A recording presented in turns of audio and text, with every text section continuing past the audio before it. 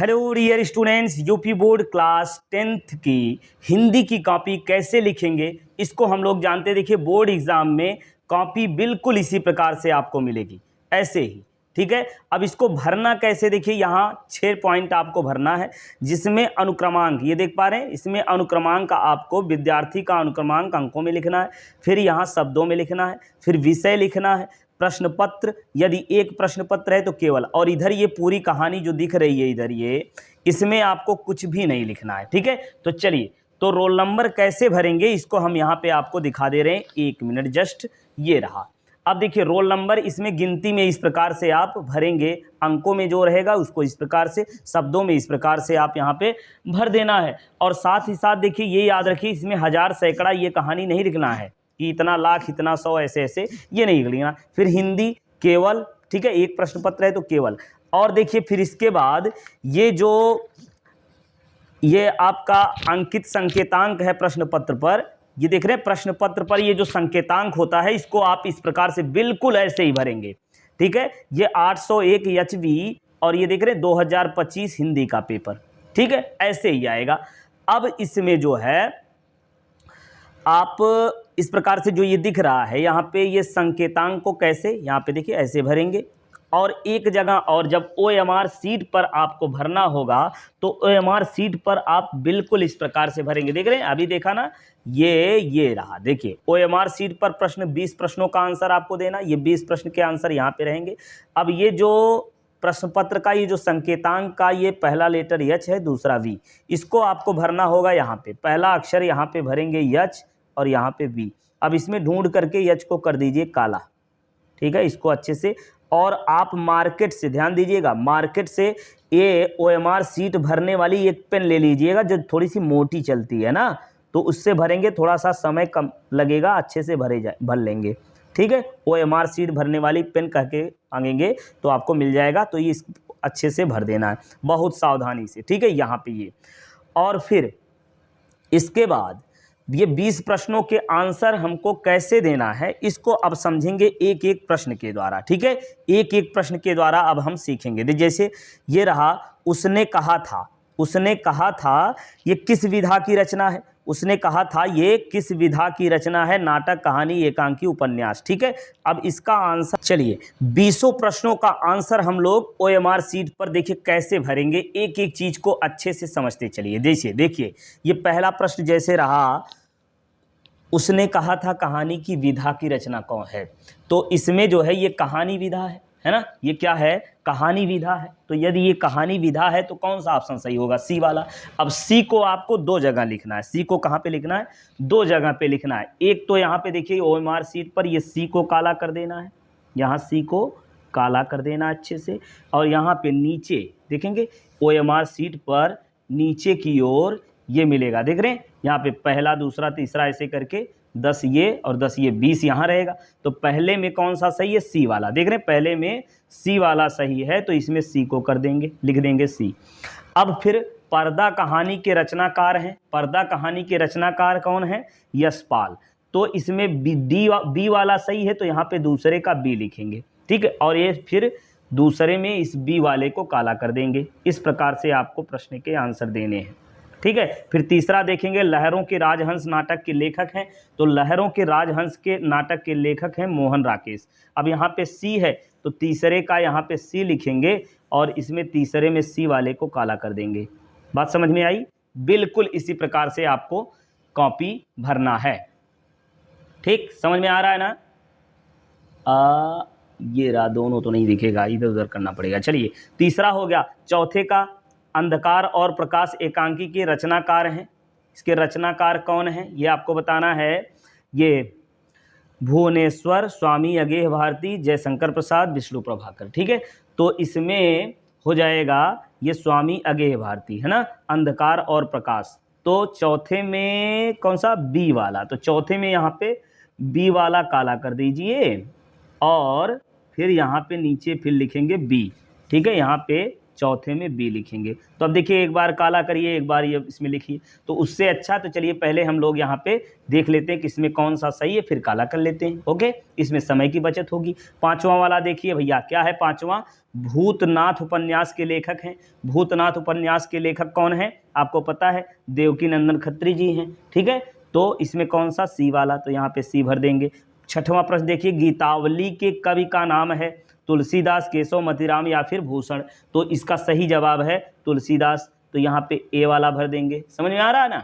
ऐसे ही अब फिर सातवां, ग्रंथ के कवि का नाम है जयशंकर प्रसाद, महादेवी वर्मा, सुमित्रानंदन पंत, सूर्यकांत त्रिपाठी निराला। तो इसका सही जवाब है सुमित्रानंदन पंत, तो ये सी वाला हो जाएगा। प्रगतिवादी कविता की प्रवृत्तियां हैं। ठीक है, तो इसकी प्रवृत्तियां जो हैं वो क्या है? शोषक वर्ग के विरुद्ध शोषित वर्ग की में चेतना लाना। ठीक है, तो इसमें कौन सा सही होगा? सी वाला। तो आठवें में भी सी वाला हो गया। नौवें में पद्माकर की प्रमुख रचना है, तो पद्माकर की रचना इसमें कौन सी है ये आपको पहचानना है। तो गंगा लहरी ही पद्माकर की रचना है, तो यहाँ पे ए लिख देंगे। ठीक है, तो ये 9 प्रश्न हो गए। फिर इन 9 प्रश्नों को एक एक करके हम यहाँ पे काला कर देंगे। जैसे पाँचवें में सी सही था, तो यहाँ पे सी को काला करेंगे। ठीक है, फिर छठवें में जो है सी सही है, छठवें में सी को काला कर देंगे। ये हो गया अच्छे से। ठीक है, छठवें में तो ए था। अब देखिए गलती हो गई, यही गलती हो गई। अब यहाँ पे गलती हो गई, देखिए ध्यान से। ये छठवें में सी सही है ना? सी सही है, तो यहाँ पे छठवें में हमने सी लिखा था, ए लिखा था। छठवें में ये देखिए, छठवें में देख पा रहे हैं कि नहीं? छठवें में क्या ए लिखे थे? ए सही था, देख रहे हैं? गीतावली की कवि की रचना तुलसीदास, ए हो गया। तो जल्दबाजी में ऐसे गलती हो सकती है, आप कितना भी जानते रहें गलती हो जाएगी। इसलिए धैर्य रख करके अच्छे से जो है इसको भरना है। अब यहाँ गलत कर दिए तो 1 नंबर तो आपको गया, ये गया जो आपको अच्छे से आता था। बात समझे? अब मान लीजिए ऐसे भर दिए हैं, तो इसमें ए सही है ना, तो ए को भी काला मत कर दीजिए। कहीं बाई चांस जो है यही सही हो सकता है, लेकिन हमको फुल कॉन्फिडेंस है कि ये गलत है ना? तो ए वाले पर दोबारा इस पे काला मत करिए, हो सकता है यही सही मिल जाए, हो सकता है, इट मे बी। ठीक है, तो इस प्रकार से ये गलतियां होंगी हो सकती हैं, तो गलतियां नहीं करनी है, बहुत सावधानी से। एक एक नंबर बड़ा अमूल्य है। तो बात समझ में आई? चलिए पूरा प्रश्न हम लोग समझ लेते हैं सारा का सारा। जैसे 10वां प्रश्न रहा, 10वां रहा नई कविता की विशेषता है। तो इससे अच्छा है यार कि यहाँ पे भरिए ना, और यहाँ पे भरते जाइए और फिर यहाँ पे लिखते जाइए साथ साथ, फिर गलती की संभावना कम होगी, है ना? या फिर सावधानी से इसमें भर लीजिए, फिर यहाँ पे काला कर दीजिए। 7वें में सी वाला है ना, तो सी काला करिए। 8वें में कौन सा है? 8वें में भी सी हो गया। 9वें में कौन सा है? 9वां देखें, अभी हमने देखा 9वां प्रश्न में ए वाला है ना, तो 9वें में ए को काला कर देंगे, ये हो गया। फिर 10वां नई कविता की विशेषता है। नई कविता की विशेषता है, ये आपको बताना है। तो 10वें में जो है नई कविता की विशेषता क्या है? नवीन उपमानों का प्रयोग, प्रतीकात्मक, बिंबात्मकता, भाषा के नए प्रयोग, ये सभी। ठीक है, तो डी वाला, तो 10वें में डी वाले को काला कर दीजिए, यहाँ पे डी को काला कर दीजिए और नीचे यहाँ पे लिख दीजिए डी। ठीक, इस प्रकार से। अब चलिए 11वें प्रश्न पर आते हैं। किस रस को रसराज कहा जाता है? तो 11वें का सही जवाब है शांत रस, तो डी वाला है, तो इसमें डी को भर लेंगे ऐसे। ठीक, और यहाँ पे नीचे इसमें लिख देंगे क्या? डी, यहाँ पे लिखेंगे डी। ठीक, चलिए 12वां देखते हैं। जब उपमेय और उपमान में भेद होते हुए भी दोनों में अभिन्नता प्रकट की जाए, तब वहाँ पर अलंकार कौन सा होता है? दोनों में भिन्नता प्रदर्शित किया जाए तो उसमें कौन सा अलंकार होगा? रूपक अलंकार। ठीक है, अभिन्नता, उसमें अभिन्नता मतलब दोनों एक हो गए हों, बताए थे ना, एक हो गए हों, तो क्या होता है? बी वाला। तो 11वें में बी वाला काला कर दीजिए। ये 12वां था ना, हाँ, 12वें में बी वाला, तो 12वें में बी वाला इसको काला कर दीजिए ऐसे। ठीक है, फिर 13वां देखते हैं। किन छंदों में केवल वर्णों की संख्या और नियमों का पालन किया जाता है? ठीक है, किसमें वर्णों की संख्या और नियमों का पालन किया जाता है? तो ये वर्णिक छंद होता है। तो ये 13वें में ए वाला सही है, तो इसमें ए को काला कर दीजिए, यहीं तुरंत काला करिए और फिर 13वें में यहाँ पे ए लिखिए। 14वां, जय शब्द में कौन सा उपसर्ग का प्रयोग किया गया है? क्या उपसर्ग लगाने से यह जय का विलोमार्थक हो जाएगा, तो क्या पराजय, तो यहाँ पराजय सी वाला सही है, तो यहाँ सी लिखिए और इसमें सी को काला कर दीजिए। इस प्रकार से 20 प्रश्न के आंसर आप लिखेंगे। ठीक है, चलिए अब आते हैं खंड बा पर।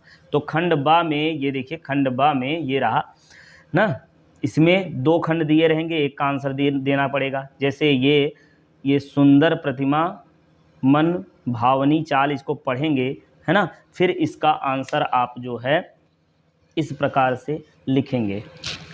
1 मिनट, ये रहा। ठीक है, चलिए अब देखिए, ये पहला पेज में ये खंड बा यहाँ पे लिखेंगे, इसको ब्रैकेट लगाएंगे, थोड़ा सा यहाँ पे लिखेंगे तो वो ज़्यादा सही रहेगा। अब फिर प्रश्नोत्तर नंबर जो भी रहेगा, पहला दूसरा खंड बा का पहला वाला है तो यहाँ पहला लिखिए, जो भी है इसको लिख करके यहाँ डबल लाइन इस प्रकार से आप खींच देंगे। ठीक है, फिर इसके बाद संकेत लिखेंगे इस प्रकार से। ठीक, और यहाँ दूसरी तरफ यहाँ लाइन कतई नहीं खींचेंगे, दूसरी तरफ लाइन आपको नहीं खींचना है, ये ध्यान दीजिएगा। कॉपी जो भी मिलेगी उस कॉपी को क्या करेंगे, इधर पीछे की तरफ से इस प्रकार, देख रहे हैं, ऐसे मोड़ दीजिए, इस प्रकार से मोड़ दीजिए और फिर लिखना शुरू करिए। अब जब ऐसे लिखेंगे तो आपको ये अंदाज़ा हो जाएगा कि हमको यहीं तक लिखना है, और इधर लाइन खींचेंगे तो वो देखने में भद्दा प्रतीत होगा, अच्छा नहीं लगेगा। ठीक है, चलिए अब समझते हैं कैसे संदर्भ लिखना है, ये गलती नहीं करना है। ठीक है, इधर लाइन इसको नहीं पाड़ना है। संदर्भ लिखेंगे, प्रस्तुत गद्यांश हमारी पाठ्य पुस्तक हिंदी के गद्य खंड में संकलित मित्रता नामक पाठ से लिया गया, इसके लेखक ये हैं। ठीक, इस प्रकार से लिखेंगे। फिर रेखांकित अंश की व्याख्या इसे लिखेंगे। ठीक है, इस तरीके से आप लिखेंगे, जैसे यहाँ पे हेडिंग डालेंगे, आगे लिखिए, फिर उसी के जस्ट नीचे इधर, फिर इधर से ऐसे लिख देंगे। ये हो गया पहले प्रश्न का आंसर। देख रहे हैं, पहला प्रश्न देखा हमने ये। अब इसमें क्या क्या लिखना था, देख पा रहे हैं, इसमें लिखना था उपरोक्त गद्यांश का संदर्भ लिखिए, तो संदर्भ अभी हमने देखा, रेखांकित अंश की व्याख्या, सच्चे मित्र की क्या विशेषता होती है, सच्चे मित्र की क्या विशेषता होती है, इसको लिखेंगे ये इस प्रकार से। सच्चे मित्र की विशेषता यह है कि वे हमें, ये 1 मिनट, सच्चे मित्र की विशेषता ये होती है कि होते हैं ये कि वे हमें सही मार्ग पर ले जाएं और उस पर हम विश्वास कर सकें, और वो हमारे भाई के समान होना चाहिए। सही सच्चे मित्र विशेषता जो भी आपको समझ में आए, इसी में दिया रहेगा, उसी में से आप छांट करके आसानी से लिख सकते हैं। अब फिर इसके बाद 2 दिया रहता है ना, उसमें से 1 करना होता है। फिर पद्यांश वाले में भी 2 दिया रहता है, पद्यांश वाले में भी 2 दिया रहेगा, उसको भी इसी प्रकार से आप लिखेंगे, पुरते निकसी रघुवीर वधु जो भी है, और फिर मोर पखा सिर ऊपर। तो इन दोनों में से किसी एक का आंसर इस प्रकार से आप लिखेंगे। पहले लिखेंगे संकेत, ठीक है, यहाँ पे ये डबल लाइन खींचेंगे, एक लाइन यहाँ पे छोड़ देंगे, एक लाइन छोड़ने के बाद नीचे से लिखेंगे संदर्भ और यहाँ डबल लाइन खींचेंगे। फिर इसी प्रकार से जैसे यहाँ बताया था, ठीक है, सावधानी से लिखिएगा, यहाँ पे जिस प्रकार से ये बताए थे, जैसे हेडिंग करके इस प्रकार से लिखिए ना, ऐसे ही लिखेंगे तो ये अच्छा लगेगा। प्रस्तुत गद्यांश पद्यांश हमारी पाठ्य पुस्तक हिंदी के पद्य खंड में संकलित, क्या पद्य खंड में संकलित धनुष भंग नामक पाठ से लिया गया है। इसके रचयिता गोस्वामी तुलसीदास जी हैं। ठीक है, इस प्रकार से लिखेंगे और इनके प्रश्नों के आंसर ऐसे ही लिखते चले जाएंगे। ठीक है, क्या लिखना है ये चीज़ें आपको तो पता ही है। फिर इसके बाद संस्कृत वाले भाग का भी इसी प्रकार से आंसर लिखेंगे। ठीक है, संस्कृत वाले भाग का आंसर भी इसी प्रकार से लिखेंगे। कैसे, ये प्रस्तुत गद्यांश हमारी पाठ्य पुस्तक संस्कृत खंड में संकलित, संस्कृत परिचायिका हमारे पाठ की ना बुक का नाम है, या संस्कृत खंड में संकलित भारतीय संस्कृति नामक पाठ से लिया गया है। ठीक है, भारतीय संस्कृति नामक पाठ से लिया गया है। ठीक, ये यहाँ पे आप लिखेंगे देखिए, यहाँ संस्कृत खंड से अच्छा है, यहाँ पे आप लिखेंगे संस्कृत परिचायिका। ठीक है, संस्कृत परिचायिका के खंड में संकलित भारतीय संस्कृत नामक पाठ से लिया गया है। इसमें किस बात का वर्णन किया गया है उसको एक लाइन में आप यहाँ पे लिखेंगे। ठीक, फिर अनुवाद करेंगे यहाँ पे। ठीक है, ये अनुवाद जो भी है रहेगा उसका अनुवाद कर लेंगे।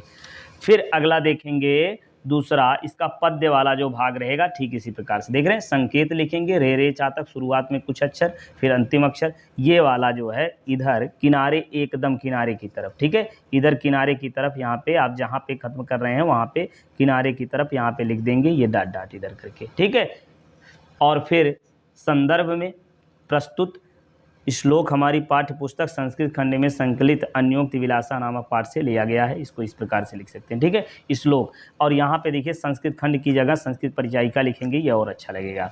ठीक है, चलिए अनुवाद भी इस प्रकार से आप इसमें कर लेंगे।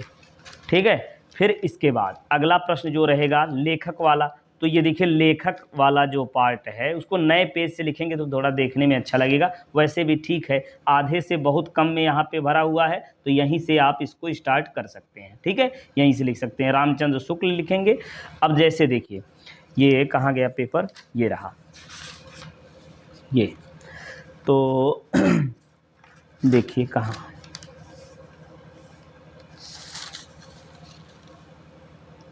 ये देख रहे हैं प्रश्न, जो भी प्रश्न नंबर रहेगा उसको यहाँ पे लिखेंगे, दिए गए लेखक में से किसी एक की जीवनी लिखनी है।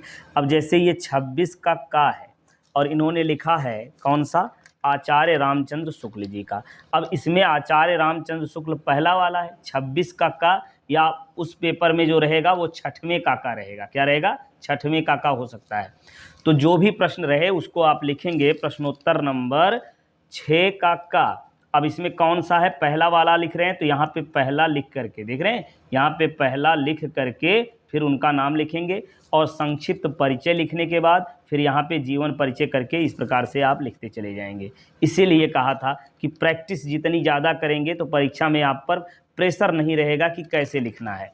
ठीक है ना। चलिए अब आगे देखिए, आचार्य रामचंद्र शुक्ल की विशेषताएं जो भी हैं आप इस प्रकार से लिखेंगे।